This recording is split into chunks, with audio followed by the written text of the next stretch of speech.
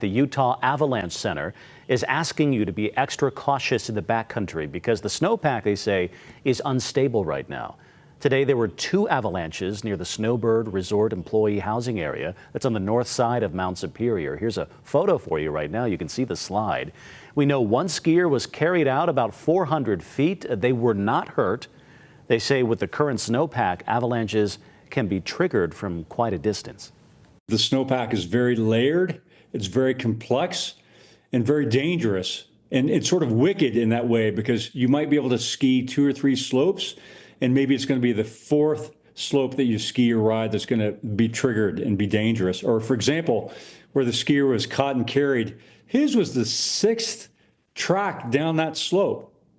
And so we have, once again, we have a very varied and complex snowpack.